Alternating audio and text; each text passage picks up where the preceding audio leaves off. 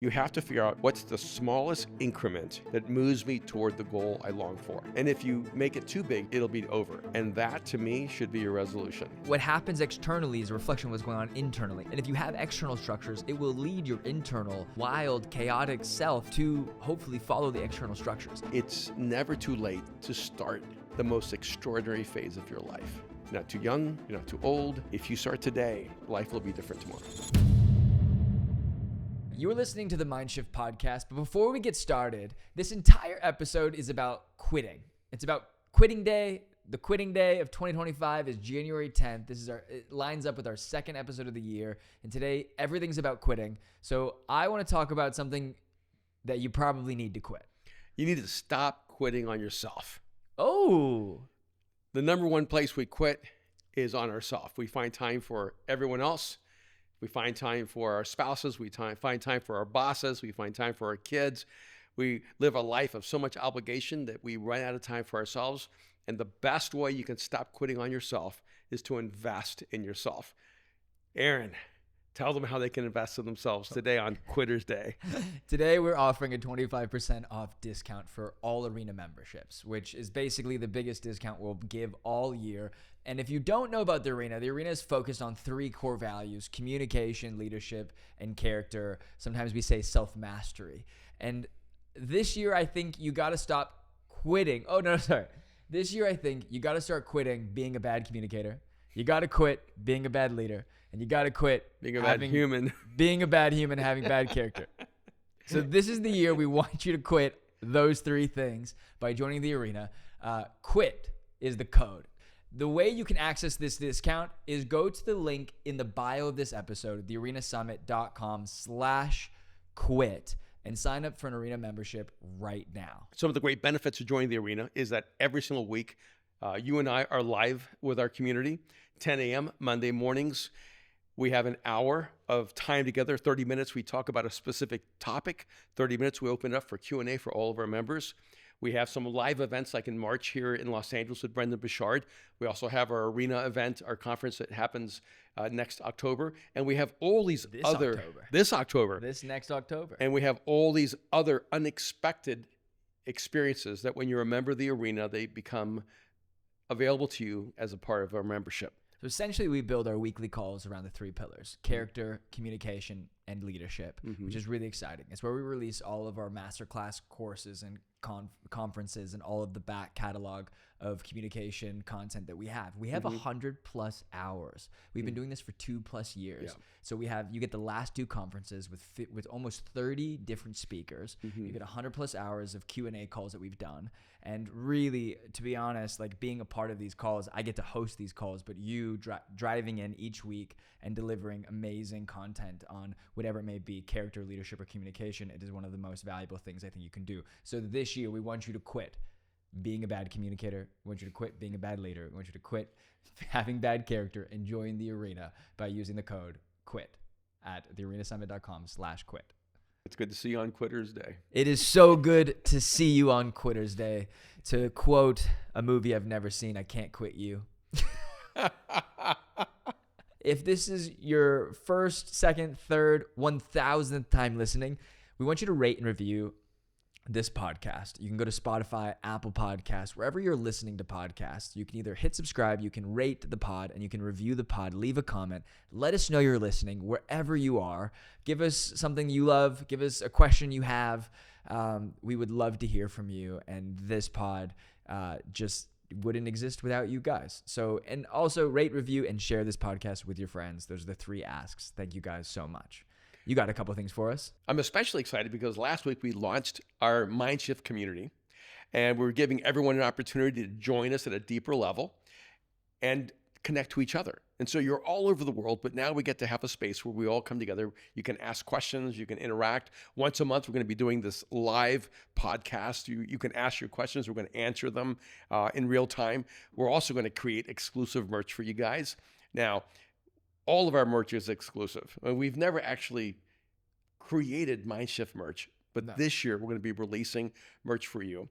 And we're going to have some merch that's available to everyone. And then we're going to have some merch that's only available to our Mindshift community.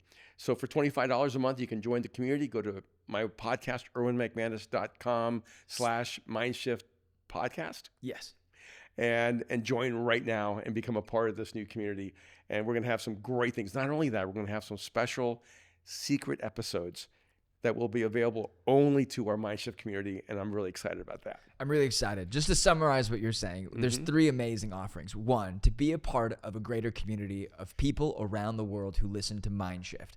Guys, I love when I hear you. I love when I meet you guys all over the world. I was just sitting in a coffee shop in Soho, in New York City. And I told you about this. I called you. I was freezing my actual butt off. So I had to run to Uniqlo to put the Under Armour Heat Tech on. And I Uniqlo is so pro at this because I bought it and I looked at the woman and said, is there a bathroom I can change into this? And she goes, she looks at me and goes, hun, go to the changing room, just show them the receipt and they'll let you like ditch all the trash and then put on the new clothes. And then I walked over to this coffee shop waiting for a friend to pick me up.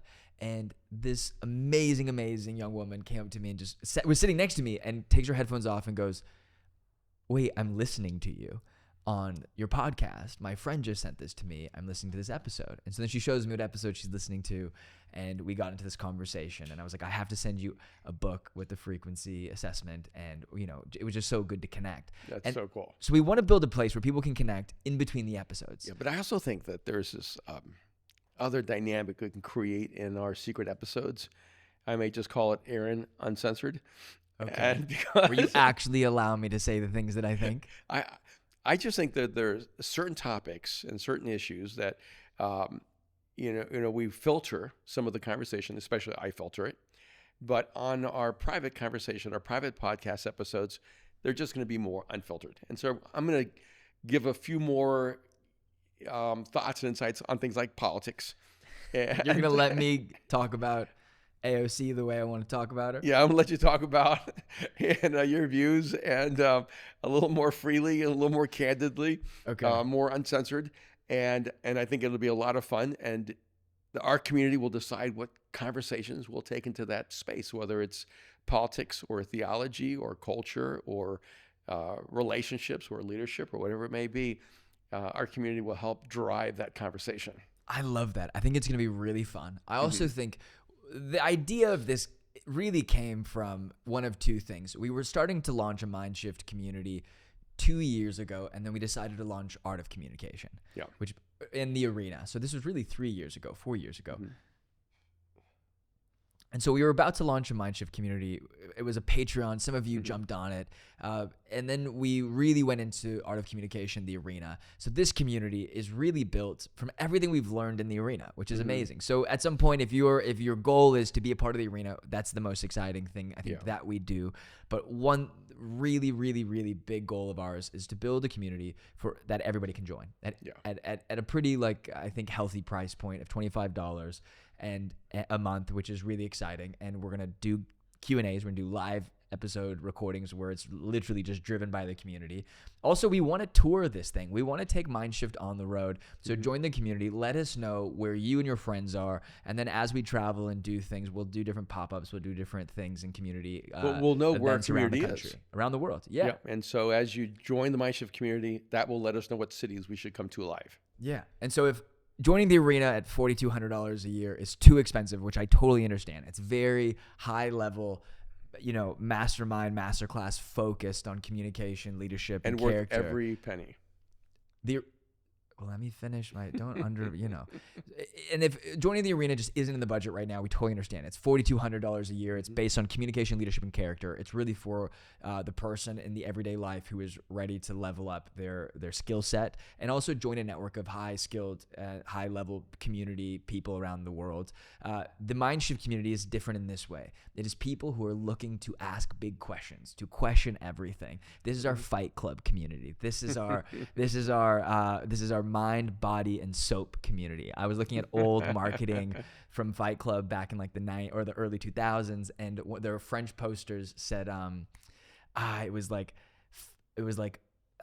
fight something else and soap. And I was like, what a great concept. What a great thing. We're going to adopt that into it. And the first rule of Mindshift is do not keep Mindshift a secret. Yeah. Tell everybody about Mindshift and ask big questions. And this is that community for people who want to ask big questions all over the world. So I'm very, very excited. Join the community right now. And let's jump into this episode. All right. So it's Quitter's Day. It is. And I guess the research shows that this is the day where most people at a highest percentage quit the resolutions they made just 10 days before. 10 days ago, yeah.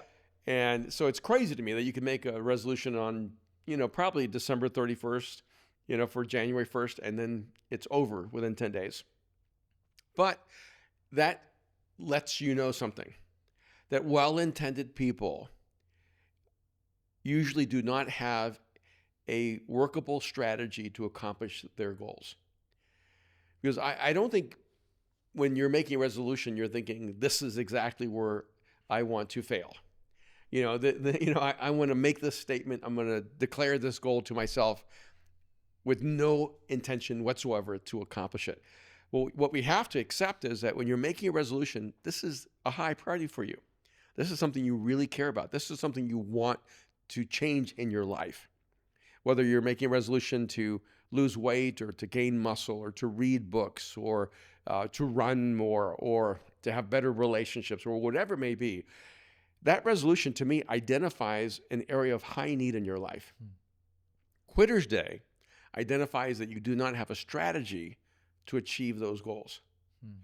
And I think the tragedy in some ways is that not that people quit, but that people are quitting on themselves in an area that means so much to them. And that there's very little organizational or external help.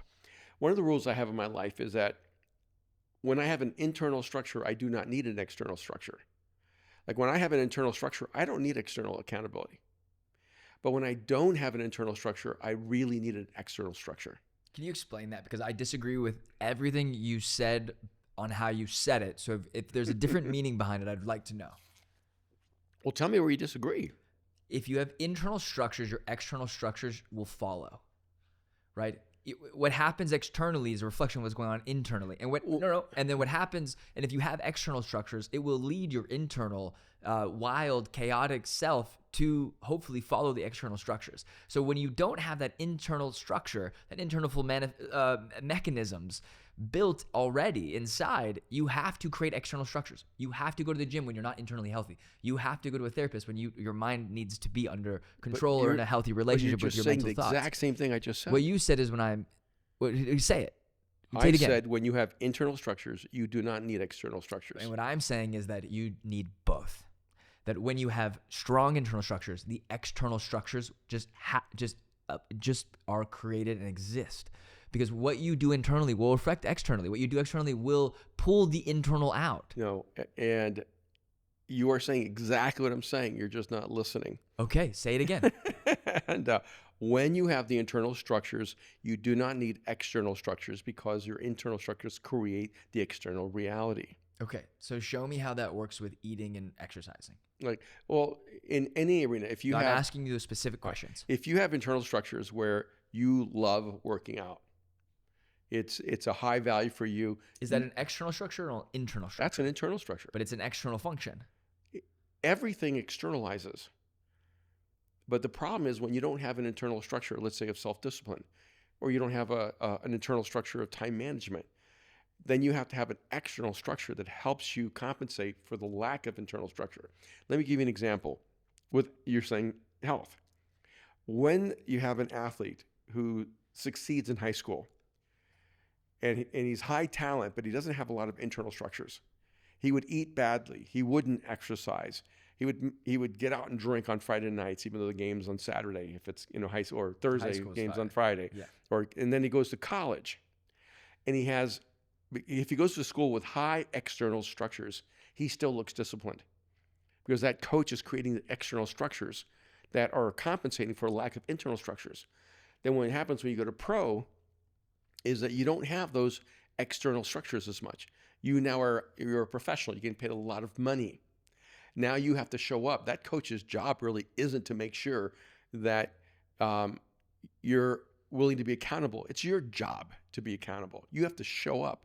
Or what happens, or when you leave the pros, let's say you go to a pro team that has high structure, and then you are no longer in the pros, you're no longer in sports, and then within 3 years, that athlete is divorced, dead, drug addicted, or bankrupt. Why? Because they no longer have any external structures controlling their lack of internal structures. That's why 75% of pro football players find themselves in a life-devastating environment or circumstance within 5 years. Okay, so what are some internal structures that you find? I do get what you're saying, and what I think I'm saying is that the internal structure has to match the external structure. External structures are not the cheat code for internal structure. Internal structure is not the roadmap for external structure. You are a highly internally disciplined person, but you actually don't have a lot of environmental structure when it comes to like planning your days or routines. And maybe I'm thinking structure versus routine. That might be part of the translation or lost in translation moment. But what I'm saying though is the internal structure matters. Being internally disciplined in your own ecosystem and environment. But really the only thing that ever really matters is what you end up doing. So if you have great internal discipline, but you don't do anything, well, you are useless to society and the culture around you. You don't have great internal discipline if you don't do anything. I know incredibly internally disciplined people who have zero influence in the world because they don't realize that they can be the most disciplined. They run at a certain time, they eat at a certain time, they pray at a certain time, they read their Bible at a certain time, but they can't do anything because they live in this space of if everything's not perfectly structured, there's no one hitting the button to produce and release out into the Now world. you're talking about something else. I'm talking about all of it. No, because now you're talking about that their goals and objectives to you do not match what they should be striving for in their life. It's a different thing. And what I like, let's say for instance, you don't like getting out of bed every day. I love getting out of bed. You do, but I'm just saying, I'm just using it as an example. Okay. Then you go to the military. Right. And they make you really get just up. Made two jumps, two Right. big jumps. Okay. But you go to the military.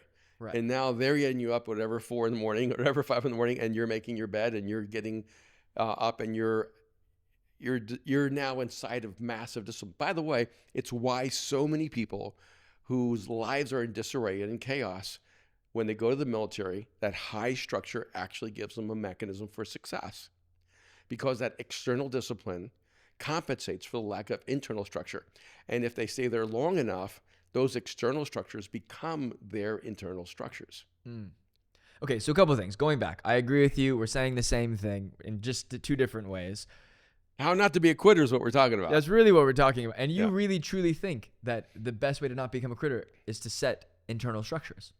Well, the best way not to be a quitter is to be honest with yourself when you do not have internal structures. Do you think that on December 31st, January 1, most people are giving a resolution or trying to take a resolution, setting a resolution that most aptly affects or is connected to the biggest area in their life?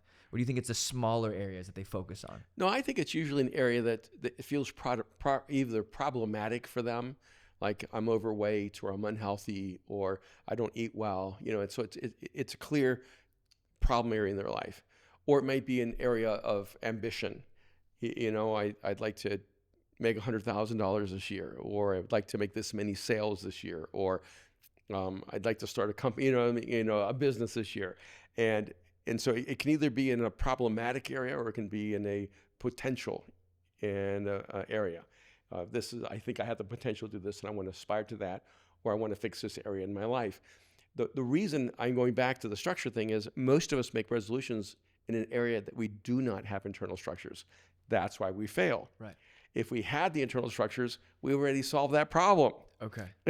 And so I think the reason Quitters Day exists, and it happens so fast, is that we have to recognize that any area in our life that is a pattern of struggle is an area where we lack the internal structures. We need some external structures. Like when you hire a trainer and you pay for the 10 sessions and you force yourself to show up, that's an external structure helping you solve an internal problem. Like let's say you hire a nutritionist, or you go, I'm terrible at eating well, So I need to have some kind of external commitment from someone else. If you're married, right, and you decide, okay, we're only going to buy the groceries that we're going to eat. Isn't it crazy to say I'm going to eat healthy and then to go buy donuts and then to go buy all the breads? Like, you have to realize you can't let those things in your house. And there's a dynamic there. Even for me, I tell Kim, I said, look, I'm really good at eating well as long as I have good choices around me. Yeah. But when you add more and more bad choices, I'm more likely to make bad choices. I'm not the guy who's going to go to the grocery store and buy unhealthy food. I am the guy that's going to eat it if it's just sitting around when I want a snack. Yeah. No, I agree. I am that guy. I keep 0 things in my fridge, because you stayed at my house for a little bit, but when you guys were renovating your house, but I keep 0 things in my fridge. There are sauces in my fridge and there are waters. And the waters are only there for guests who I'm not going to give a cup of water to. Just like, here's a bottle of water. I keep everything else empty. I only shop for what I'm going to make or shop for what I'm going to like meal prep or XYZ.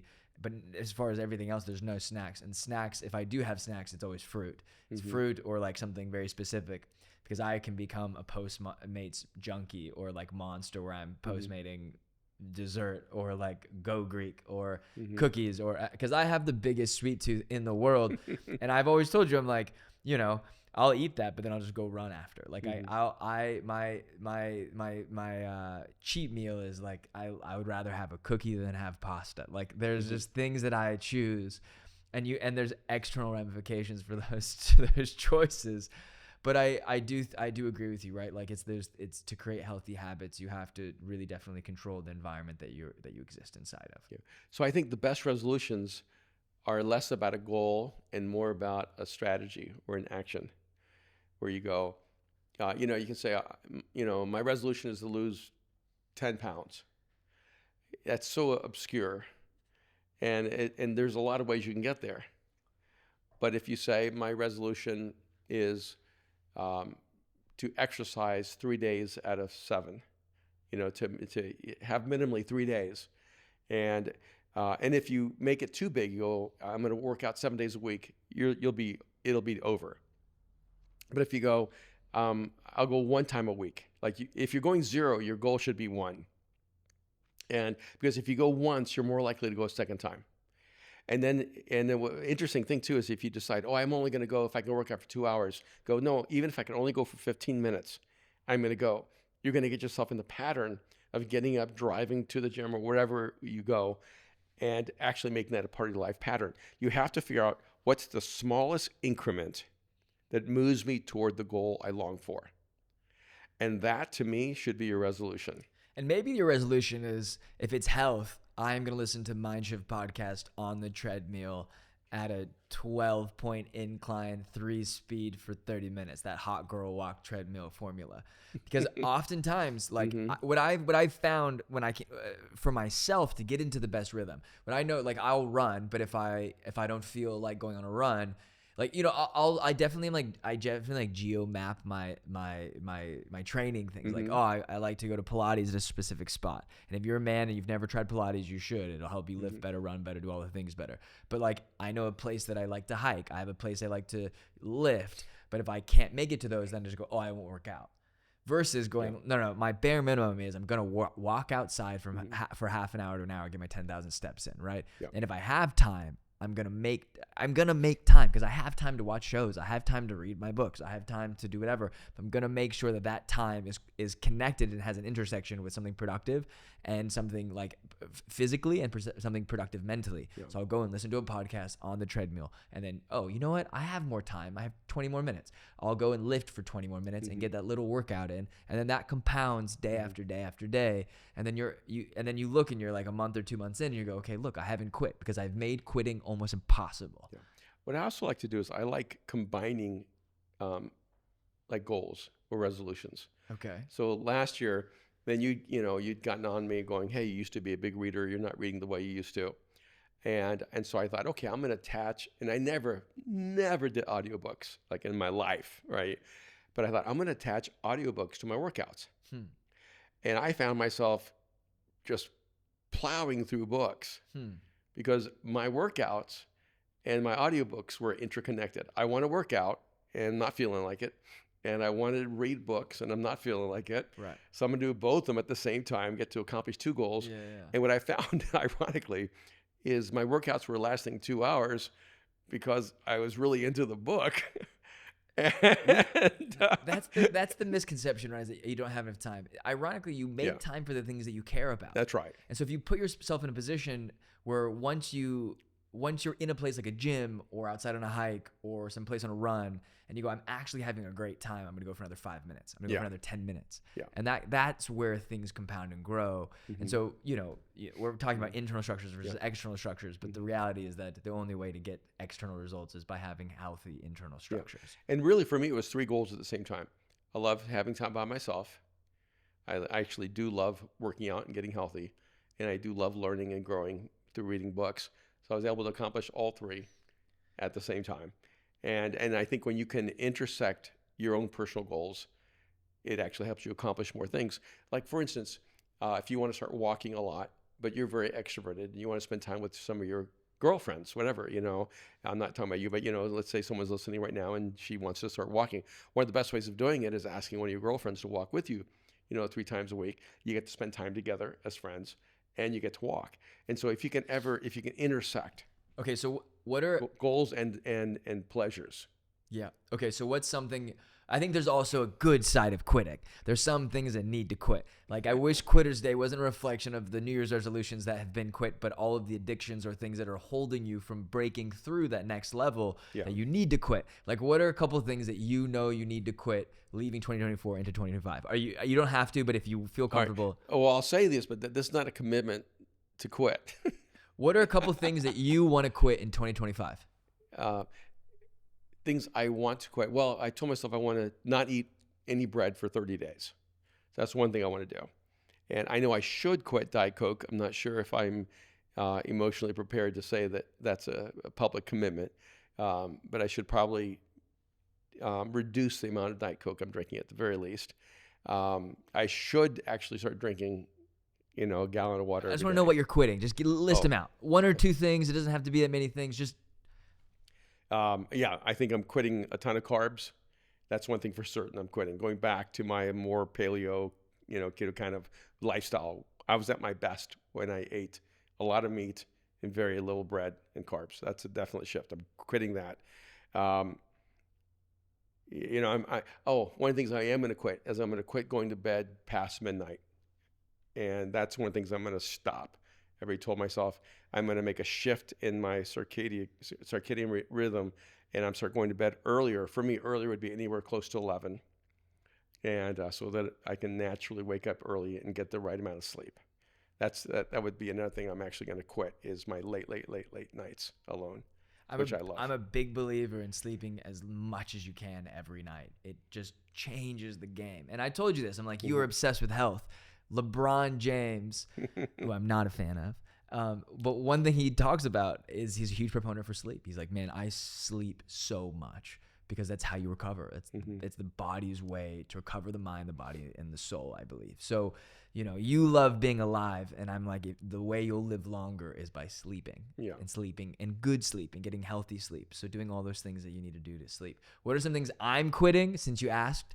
I'm quitting waking up and being negative. Like, I've realized that the first few words out of my mouth need to be really positive. So I'm trying to I don't know exactly how I'm going to accomplish this, but I'm trying to feed myself positive things before I go to bed. So not watching a TV show, but reading a book or reading scriptures or reading something, a stoicism book, or, reading Marcus Aurelius or something, and getting into a space where I'm actually reflecting about what happened today and also planning out what's happening tomorrow. There's so many books and studies done on choices, and by the reduction of choices in the morning will improve longevity of being able to make choices throughout the day. So just going, okay, maybe I'm a 36-year-old man who needs to plan his outfits out the night before, or know exactly where I'm going to go to coffee, then to the office and next week. And so just planning those things out, like even the last 2 episodes of Mind Shift, just just having more of a list of ready to go topics of us talking. Like I want to be the most prepared walking into situations, so that when situations that happen where I'm not prepared, I'm just ready, because that extra fuel, that extra energy that's ready for problem solving or coming up with new content is just ready to go, because I haven't used it all with all the things that we know are already coming. So maybe that's what it is. It's how I'm starting off more positive every day. I'm coming in prepared. I'm going to quit that QB fourth quarter scramble that I think I've relied on so much of my life. And then I want to quit. I want to quit dating. That would be really nice, but it doesn't seem like that's in the cards for me right now. I hope not. I'd like to quit.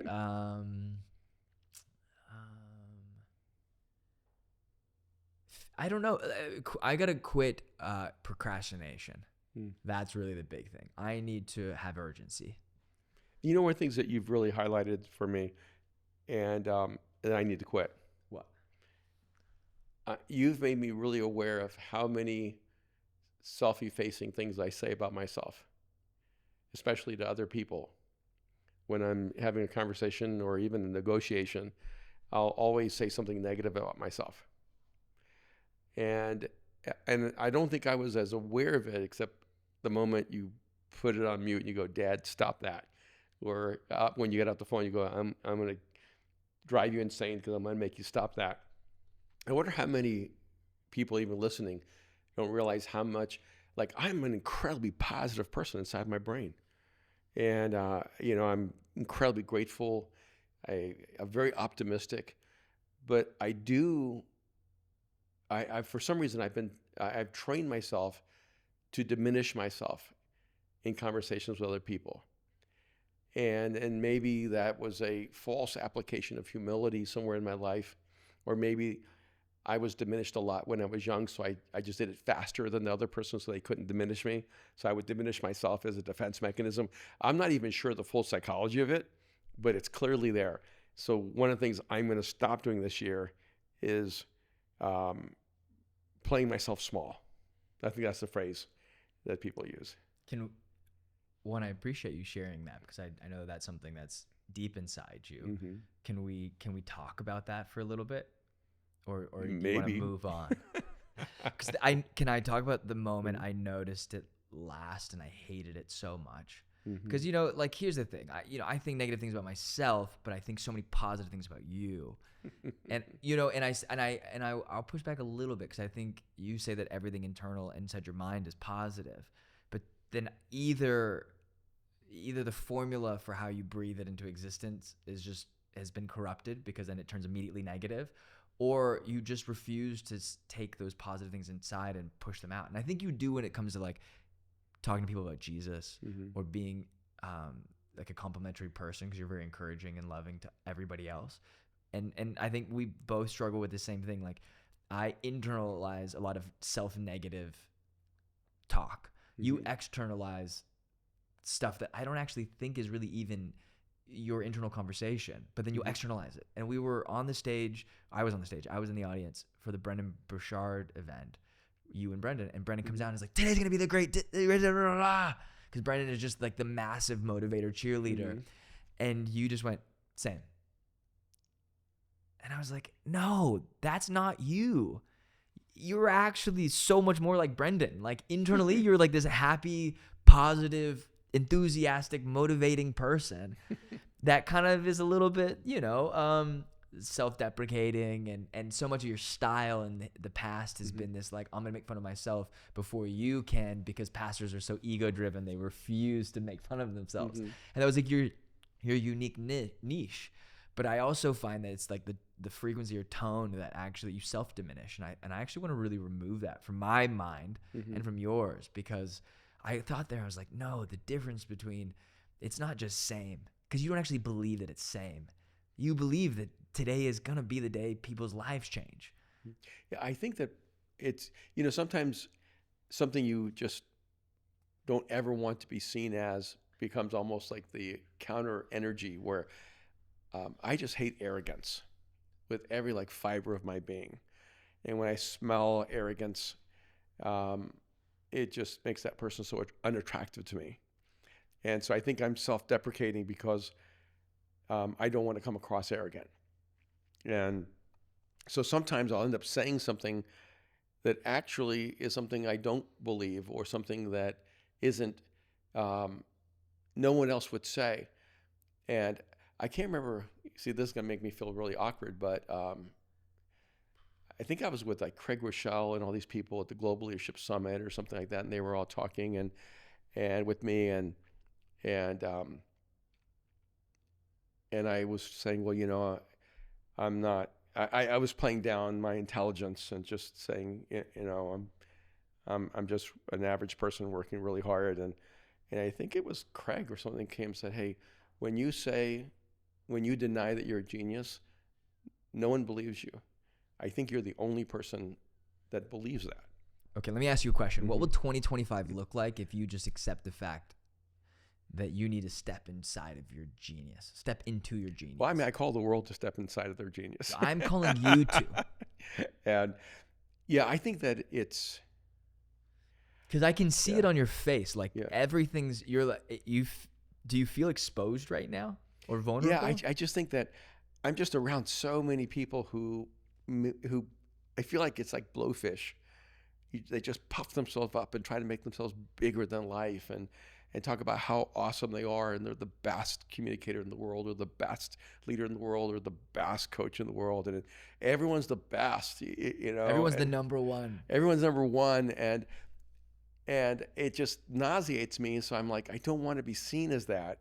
So instead of saying, you know, I'm good at this, I go, oh, I'm the worst at this, or you know, and it's almost like I move toward discounting rather than just being, in that sense, maybe just owning the fact that I've lived a life and that I actually do have expertise and credibility. In fact, I think it was one thing I said, yeah, I'm not an expert at this. And I literally freaked the F out and was like, you are actually an expert in this. Yeah. And if out of all the things that we talk about, you're actually an expert in this. Yeah. It's this odd kind of the opposite of the imposter syndrome, where when they talk about how people feel like they're an imposter, trying to act like they're bigger than they are. I think I'm actually like the opposite of that, where it's hard for me to own the fact that in some things, maybe very few things, there are some things that I may be the best at, and that's hard for me to own or to acknowledge or to say out loud. And but also I think some of it is I find people to I find people who say things about themselves to be very, very unmagnetic. It's better to let other people say things about you. So then let's apply that to negative talk. Yeah. Go ahead. Right? Like, let's not, one, if anyone's saying that you're not something, like, they can come bite me first. But no. Two, let's just change that. Because I think, you know, we had this argument or not an argument, we had like a discussion on the phone, and I was like, I'm still in that era of my life where there is a mixture of arrogance and ego and confidence and fragility and all of the, you know, massive weaknesses and all these things. I need some bravado. Wait a minute. I need us to step into rooms and actually act like we own the room still. Like, I'm not in that Jedi era of I still want the room. Like, you're okay. You're good. I still want it. Like, all there's still things that I like, you know, so I know you're trying to change the subject, but I'm still in this. Subject. Okay, go. Is this quote? Sam Altman, and the founder of OpenAI, said the most successful people I know believe in themselves almost to the point of delusion. And I took a photograph of it, and immediately I thought, every friend I know that's super successful, they believe in themselves beyond the point of delusion.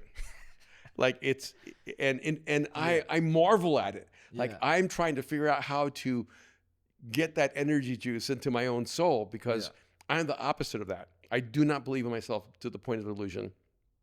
I think that I've fought all my life to believe in myself just enough to keep moving forward.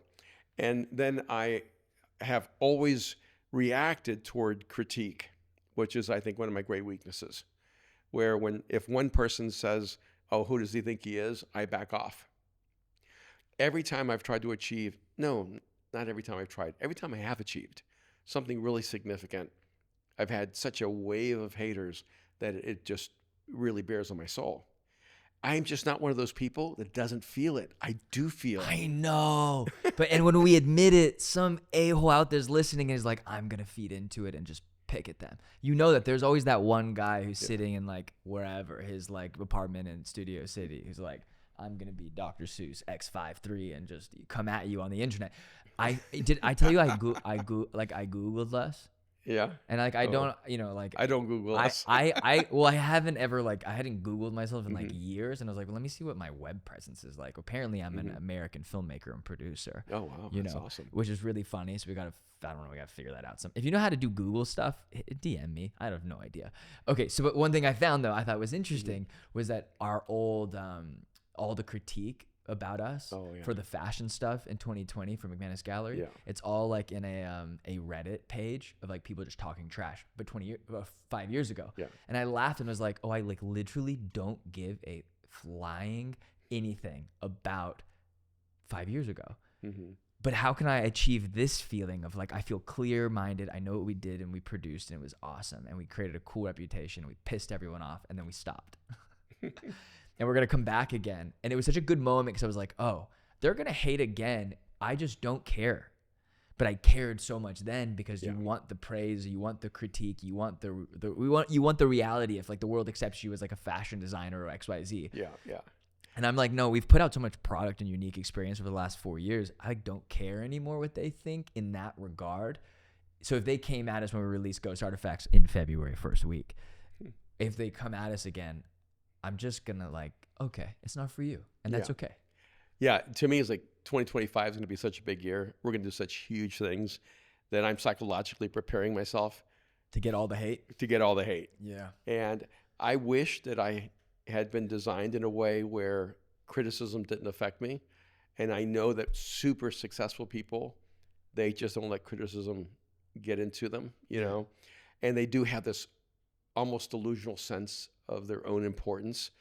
And so I've been trying to, I mean, I've literally been in my own personal, like scientific search of how do you take on the positive characteristics of narcissism without being a narcissist? You know, because everybody talks about it as a negative thing, but when you have that sense, that delusion of greatness, it's amazing how many times you actually do achieve that.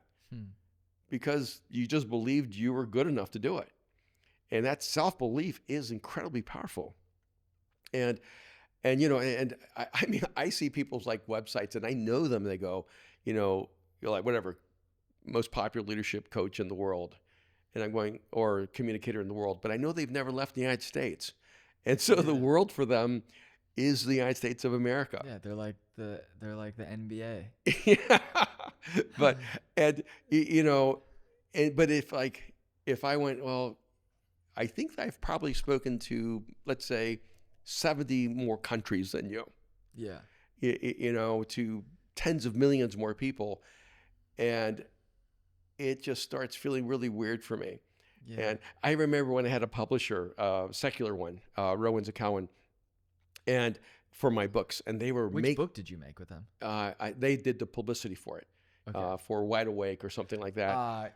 And PR company. Yeah. And they kept writing these bios up of me, and I kept sending them back going, hey, this isn't true. This isn't true. You can't do this. This isn't true. And they would just take true things and connect them together in a way that wasn't true. Yeah. And at one point I said, hey, I need to... Dad, that's just called PR. And I said, hey, I apologize. I'm not interesting enough for you to market me without having to make things up. And we finally ended our relationship because they didn't feel like they could market me. And I look back now and I realize I actually don't think what they were saying wasn't true. Yeah. I wasn't psychologically capable of accepting those things about myself. Yeah, I do think you have broken through with that a lot. Like, I've worked really hard at this. You kind of have given up a lot of the, like, you don't go into the kitchen when it gets to that portion of the meal. Like, you just go like, okay, Austin Aaron, write the bio. Okay, like, just market me and sell me. Yeah. You know, and then I got some feedback from a guy. It was actually funny, like one of our friends. And you know what I found? I think the hard part about critique is that a lot of times we're being critiqued by the people that are somewhat in like not necessarily like our immediate circle, but our friend circle. You know, and I was listening to a Hermosi quote that was like, I saved it. We'll do a little reaction thing at some point, but he said like the number one characteristic I look for in a friend is when I succeed. If you're not absolutely ecstatic about my success, you're gone. And I was like, that's such a crazy prerequisite for being a friend. Like, if you can't celebrate me when I win, you're not my friend. And if you can't be there and let me celebrate when Hermosi doesn't ever make it a mutual thing. He always makes it. He is a cipher of coming in his direction. Coming in his direction. But I actually really like Hermosi, and I like a lot of his like values. He's a big proponent of just working hard. But he also talks about a quote that he said recently was like the greatest shortcut is realizing the long way is the shortcut. Is like consistent discipline and excellent work effort produces the shortcut, which is greatness and effectiveness and success. But I do really believe that like the hard thing about releasing things and putting things out there is almost not the layer of audience that you will unlock if you just ignore the immediate audience you have. I think I said something good. Clip that, please. Right? The best way to produce and to release is this mentality of going, my immediate friends and families might hate this, but everyone else outside of that I might have a chance for this to succeed with them.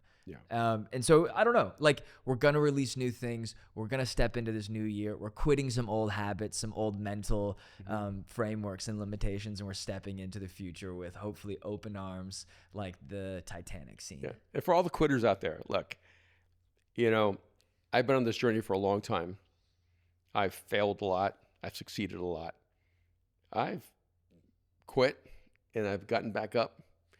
And one of the things I would say is it's never too late to start the most extraordinary phase of your life. Like if you choose it right now, will be the beginning of the most extraordinary season of your life. You're not too young, you're not too old, you're not too out of shape, you're not too irrelevant. If you start today, life will be different tomorrow. I love it. I love it. That's the greatest way to wrap up this episode. Hey, thanks so much for just letting us use you as an example for once. Yeah, thanks. Versus me. And I'm going to say this. I really, truly, I wouldn't be here. I wouldn't work for you. I don't think a lot of people know this. I don't work with you because I'm your son. I work with you because I believe in the thing that you're trying to build. I believe in the way that you're trying to build it and why you care about building it. I'm a part of this because one, now I get to be a partner with you, but I just love you. And I believe that I believe you're the greatest communicator on earth, if not the top 10 on the planet. But more than that, I believe that you are a well of ideas and you have so much inside of you. I believe that I get to be a part of like the guys mining and chiseling at this like bedrock of greatness. And so I get to be, I'm on the team because I believe in you. So when you talk down or punch down at yourself, I get so mad that I have to end up fighting you. So I'm just grateful, man. I'm grateful you create a space and you do this podcast with me, and I'm looking forward to the next, however much time. I love it. So thank you so much for this episode. 2025, here we come. 2025, here we come. Quitters Day episode. If you're listening to this now. Don't quit us, though. Don't quit us. Quit everything else. Don't quit Mindshift Pod. And a couple of things. One, join the community at erwinmcmanus.com/Mindshift Podcast. We are creating a school community for everyone who's a part of the Mindshift tribe, team, community, audience, where you guys can engage on a daily basis. And we're going to do live podcasts for you guys. We're going to answer your questions in those podcasts. We're going to do exclusive merch, and it's the best place to be a part of the Mindshift family globally. 2, rate and review this podcast, Spotify, Apple, YouTube, subscribe, hit the thumbs up, leave a comment, let us know you're listening, and stay tuned because we will be back next week with a new episode of Mindshift. All right. Have a great week. You too, Dad. Bye.